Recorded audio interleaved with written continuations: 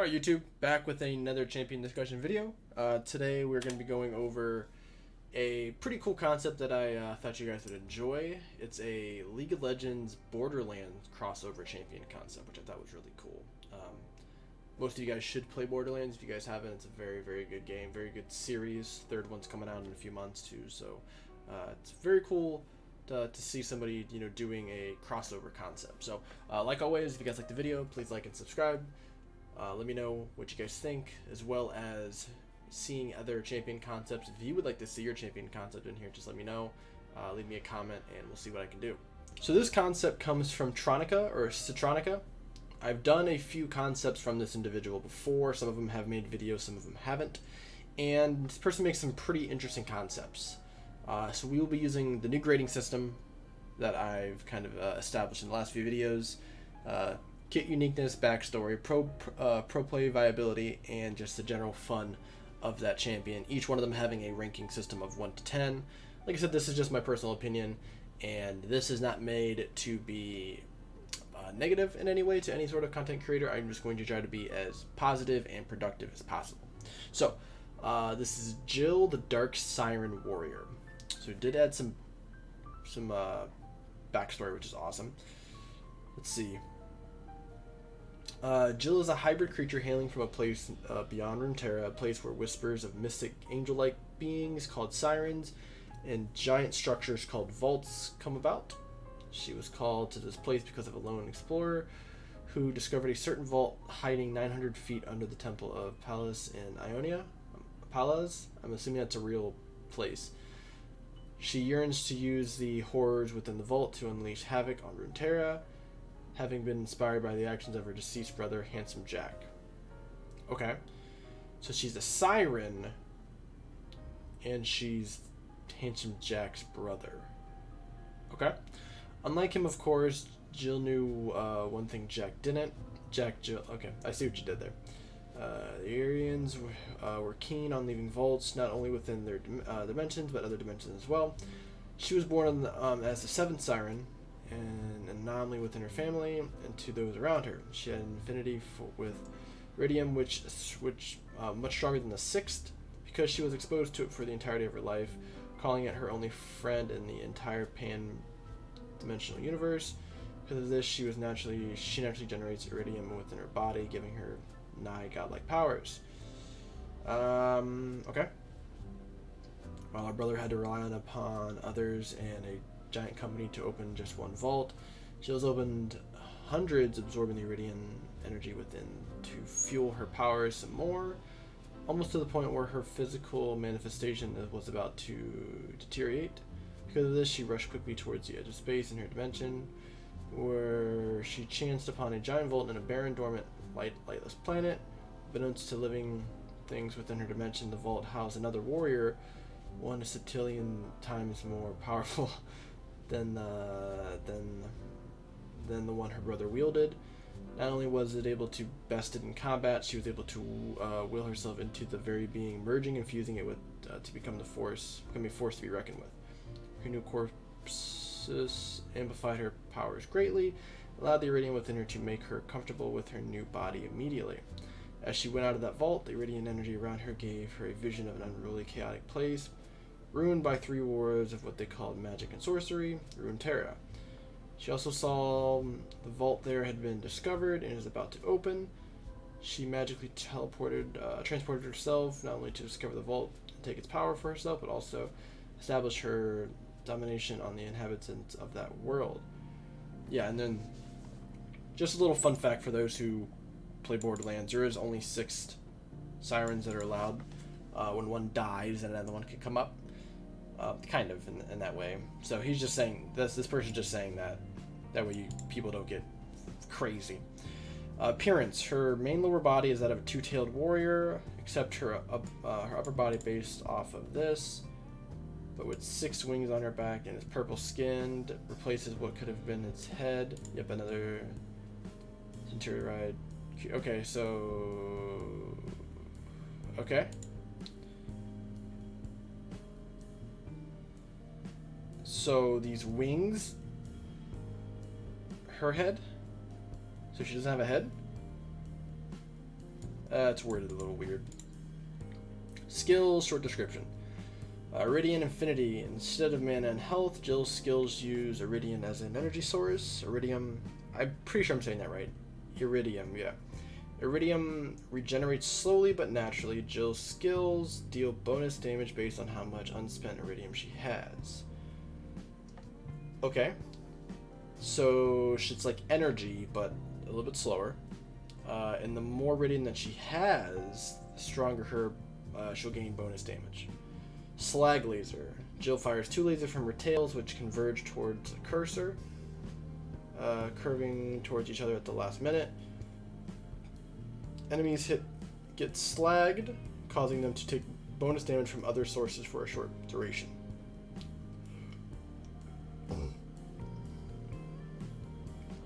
Seems like a pretty standard ability. It seems like a weird mix between Victor's E and Galio's Q, which I like. I think it's pretty interesting. W is Phase Vortex, Phase Explosion. Jill creates a singularity that pulls in all enemies in an area. After half a second, singularity explodes, damaging and knocking back enemies. Slagged champions lose their slag once hit with the explosion, but heal Jill for a portion of the damage dealt. Okay. So it's a weird version. It's just like some weird CC. It's cool. Dark Seraphic Fire. Jill breathes a cone of fire that damages and slags enemies. R. Wrath of the Siren Warrior. Jill first makes a long jump to anywhere in a large range. When she lands, she stuns enemies and calls up a pool of Iridium. Anyone inside the pool is heavily damaged over time. Okay.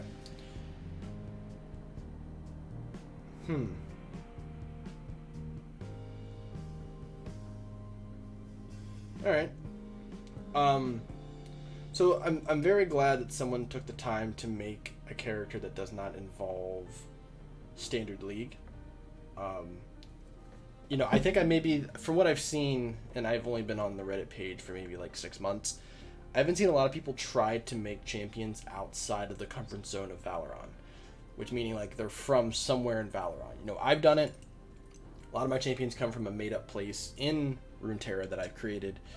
So it's cool to see somebody else creating something that's not, from the typical League of Legends universe. So I have to give you props for that. It's really, really cool story.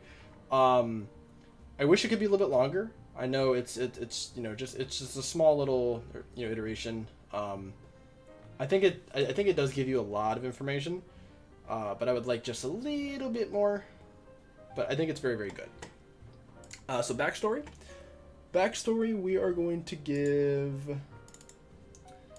the backstory an 8 out of 10. 8 out of 10. Very well thought out.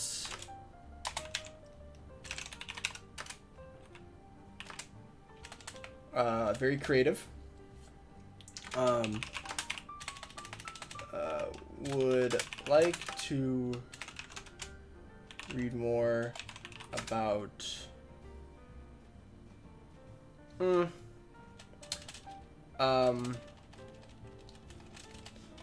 some wording needs adjusted.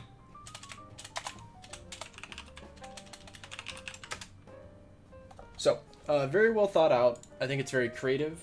That we're creating a champion that's, like I said, is not really in the typical Runeterra lore. The one thing I would say is that some of the wording doesn't really go well together because because she was exposed to it her entire life, and because she called it her best friend, she gives her powers. Just like some small minor stuff. It's not crazy. I have to nitpick. As a creator, we have to kind of nitpick just to find some small things. But I think that's probably just maybe just changing some wording around. So kit uniqueness. There's not a lot in this kit that is like crazy unique. Having a different form of resource is very unique. It's very good. Using something else other than mana and health, which I like. But really, the Q's cool. I would like for you to do more with the slagged. I know, it just does bonus damage. But like I think you could do more with the slag. I feel like there's not a. I feel like this is just very basic. Like the Q's really cool, passive's really cool. The ultimates, the ultimate I think could be a little bit better. I think it could be a little more forceful. Like maybe, like she jumps and then she knocks everybody up in the air, and then it creates like a wall of iridium around her. Like maybe like a half moon, and then no one can get through that. And when they walk close enough to the iridium, they start taking damage because of the effect of it or something like that. Just giving it some uniqueness where it's not just like a ability that you can look at and go, okay, this has been in League before. So the uniqueness, I'm gonna give it a. I'm gonna give the uniqueness a 7. Yeah, I'm gonna give the uniqueness a 7. I mean a 6 out of 10. I'm sorry, not a 7. Unique. Can't spell. I like the passive resource. I think that's pretty brilliant.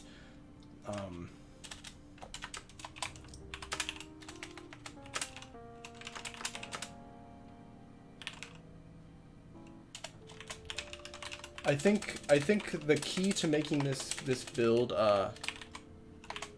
this champion really good, because like the E's fine.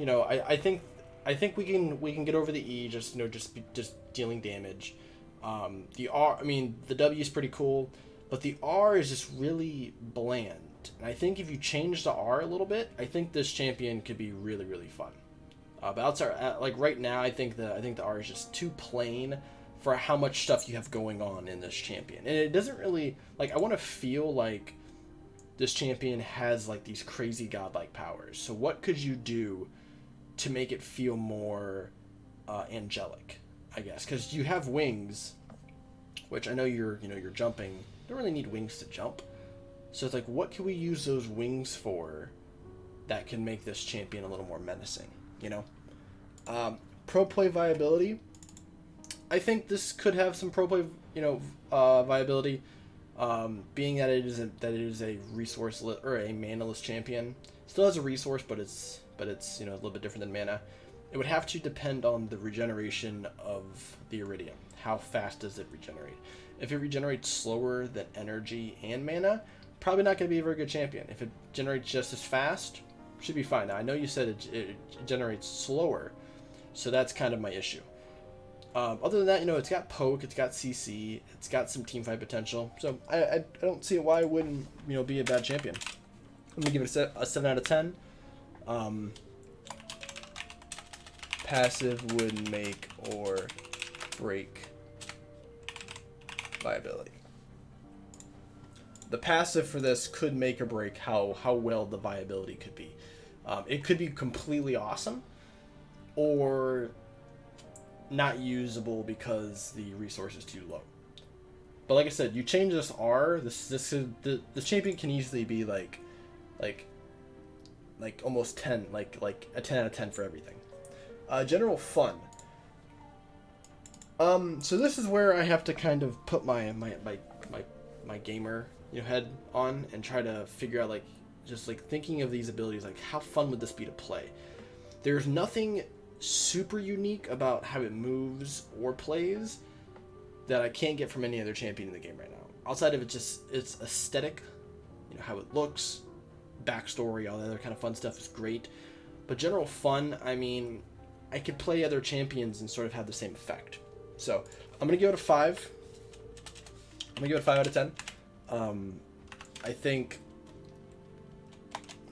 some abilities to be adjusted to bring out the lore in game. Hopefully that makes sense.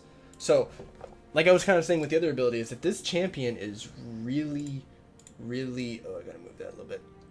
This champion has a really awesome backstory, And I think this could be a super fun champion to just look at and play if some of these abilities were just made a little better.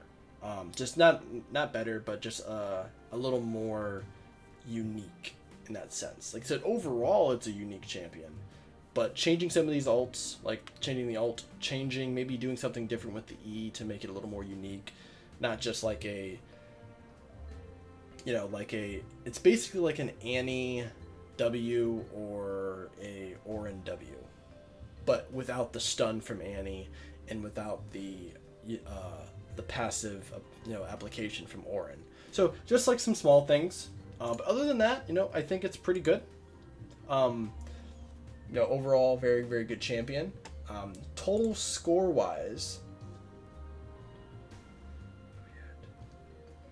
8.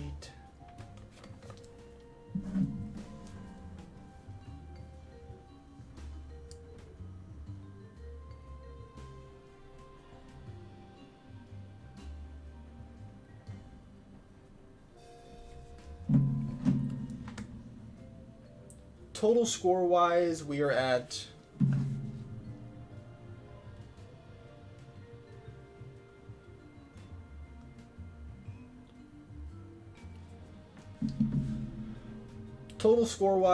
a 26.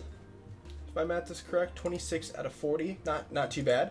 I think this champion is like one ability change away from being a 30 or an over 30 point champion for me. Just like I said, this is just in my opinion. I think you change the ultimate around a little bit. The pro play viability goes up, the general fun will go up, the uniqueness of the kit will go up. So all of that could just go up just by changing one ability. So hopefully that helps. If you want some help, figure out a different ability for it, let me know. I would love to help. See if I can give you some cool advice. If it would work or not. But that will do it for us on this video. Like I said at the beginning, like and subscribe. Let me know what you guys think. And if you guys want to see your champion concept reviewed on here, let me know. And I'll see you guys in the next video. Peace.